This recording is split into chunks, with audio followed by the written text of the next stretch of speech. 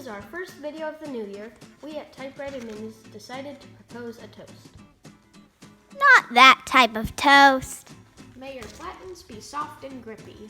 May your rubber feet be, well, rubbery and not hard and cracked. May your paint be flawless.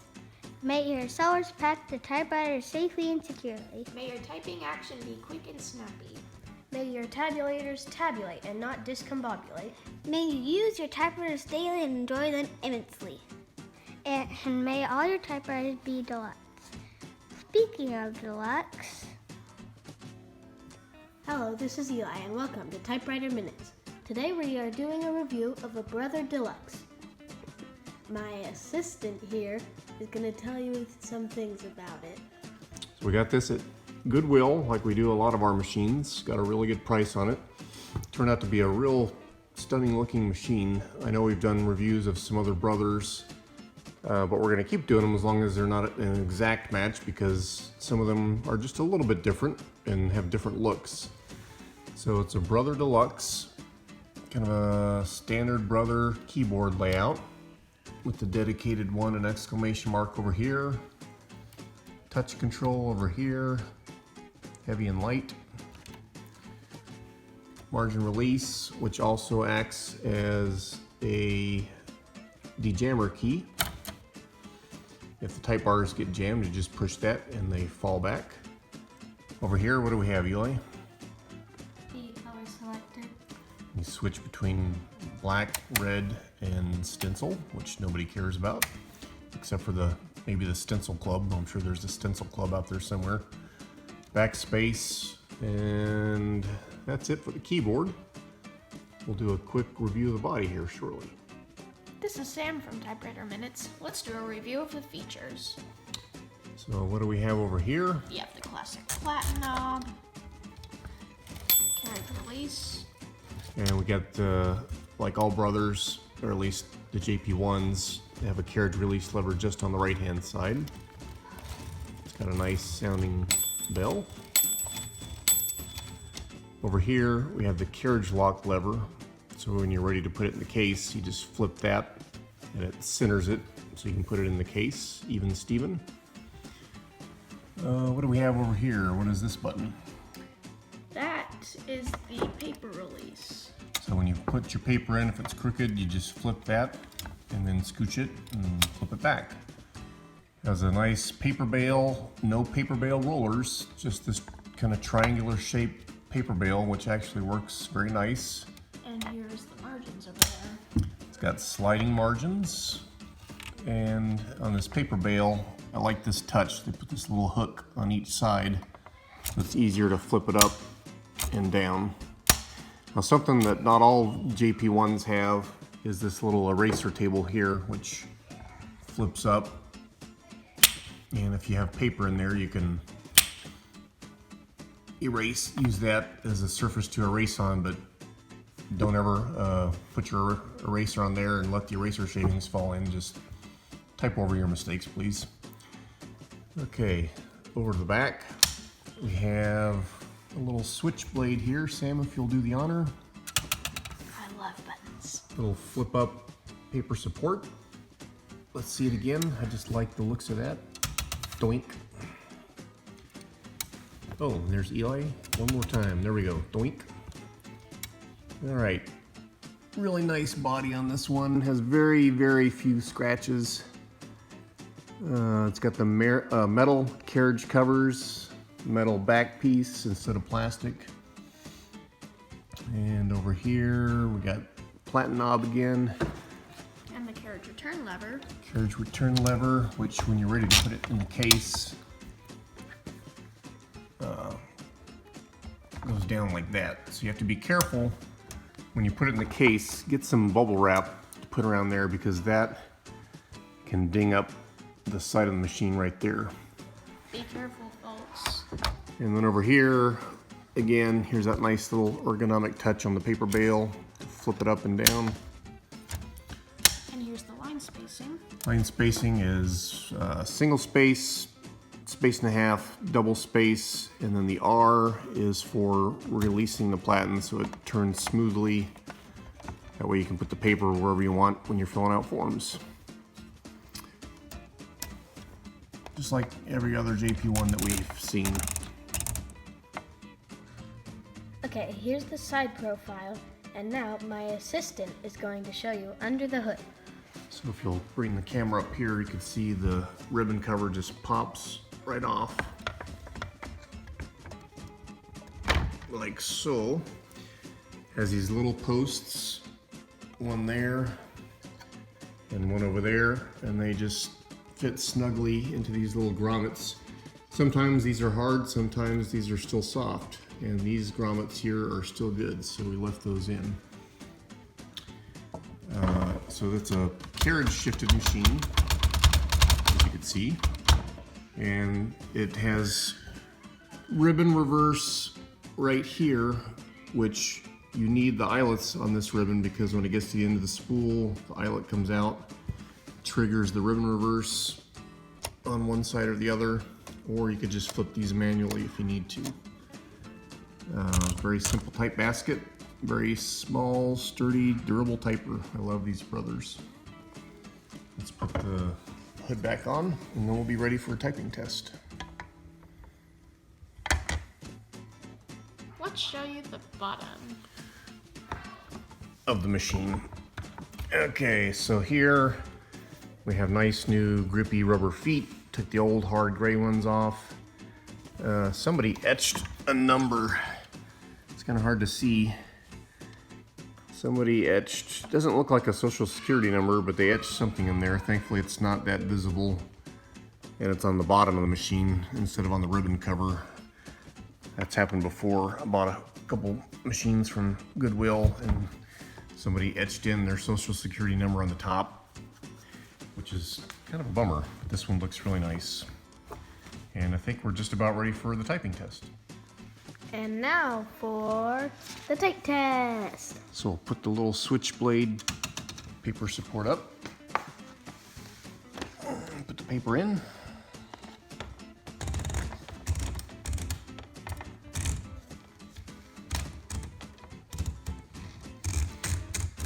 It's a little crooked, so we'll flip the paper support or paper release lever, straighten it up.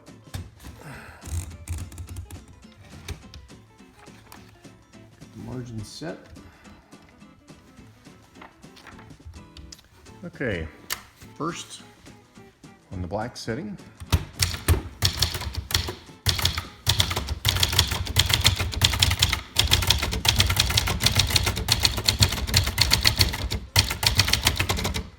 These rubber feet keep it really firmly planted. I love it. And now, on the red setting,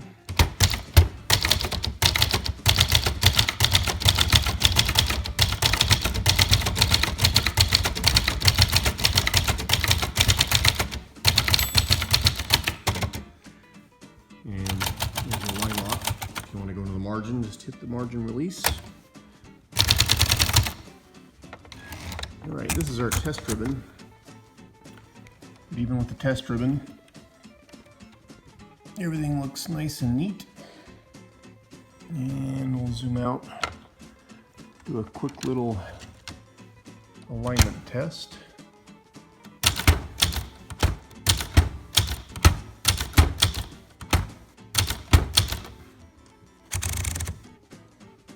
Nice and even Steven. Now let's take a look at the case and some goodies inside. So some brothers have the hard shell cases. This one has a nice kind of leatherette vinyl case. Still in really nice shape. The zippers in the fabric around the edges on these that are about 50 years old can get a little bit, I don't know, delicate or prone to tears, so you have to be careful when you're taking it, unzipping the machine to take it out. So the first thing you'll notice is that it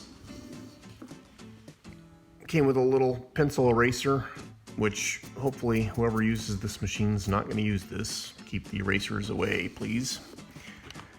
And then we have some goodies inside.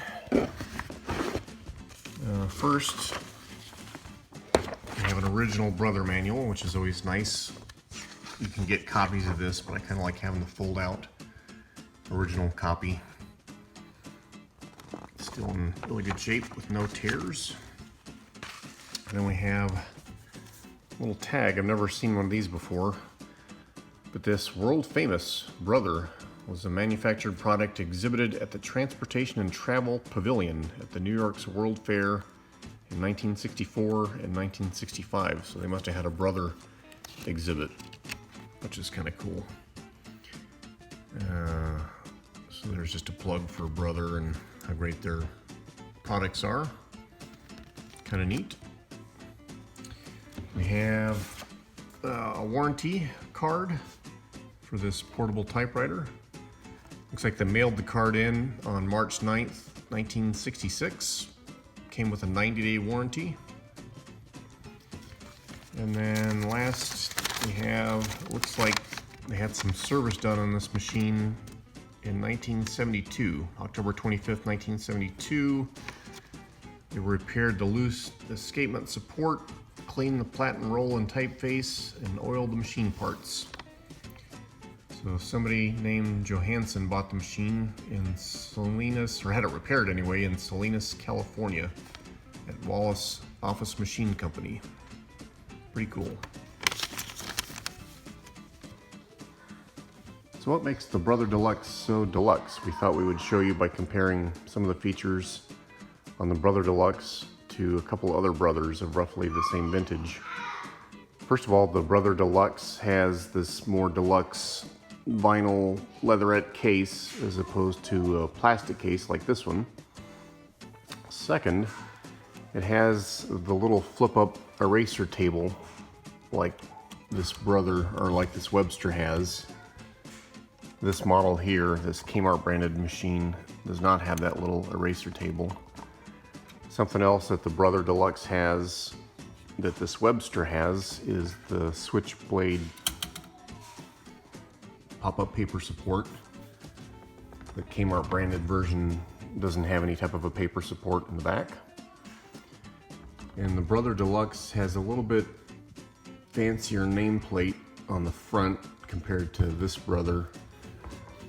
It's about the same height as this Webster, but it's just looks a little bit fancier compared to the Webster XL 500. But one thing that the Webster has that the Deluxe does not have is the little self-start tab. So there's no tabulator at all on the Deluxe. So those are the features that we've noticed that make the Deluxe a deluxe typewriter, but not a super deluxe typewriter. Okay, two other features I forgot to mention. The Deluxe version has a dedicated an exclamation mark key like the Webster does. This Kmart branded version does not. I don't know if that's really a Deluxe feature, but that is one difference. And also the Deluxe has touch control like the Webster does, and the more basic Kmart branded Brother does not have touch control. So again, the Deluxe is a little bit more deluxe than this one, probably a little bit less deluxe than the Webster. We'll wrap up this review of a 1964 Brother Deluxe with some pros and cons. We'll start with the pros. The first one is an all-steel body. Some of the Brothers have plastic carriage covers on the back. This one's all steel, which we like. It also has a nice blue color with very few scratches. It also has some nice grippy rubber feet, and it's easy to take apart and clean. The platen feed rollers are still soft. Forgot to mention that, but one of the things that we are consistently finding with the Brothers that we buy is that the platens are still very soft. So we haven't yet come across one that you would even think about replacing with a new platen, which is kind of nice. Helps with keeping the typing a little bit quiet. And my favorite one, the switchblade paper support. That's kind of cool. Has a little eraser table on top, which nobody uses. Nobody uses, or at least we hope you keep your erasers away from this machine. It also has a cool emblem on the front of the ribbon cover. Kind of like that. Gives it a kind of a classy touch. Brother Deluxe definitely has a kind of a deluxe look to it. compared to, for example, a Charger 11. This one just looks a little bit classier, a little bit taller ribbon cover than on a Brother Charger 11 and some other models. And then the last Pro is what? So the nice leather, blah, blah, blah. Leatherette case with original paperwork. We like getting all the original stuff in there. The cons, typing action on all Brothers is a little bit loud. Doesn't bother me. Some people like quieter machines, but I kind of like the sound of these.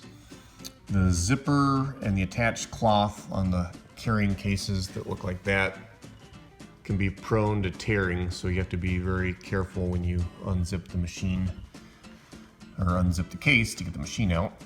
And then finally, the etched numbers on the bottom of the machine. Not very noticeable, but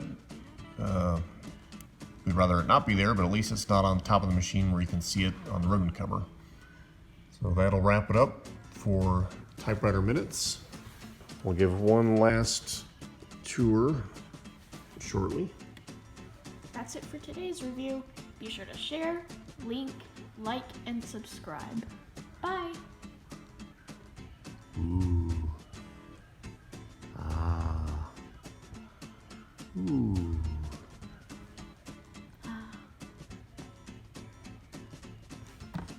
Say Happy New Year. Happy New Year!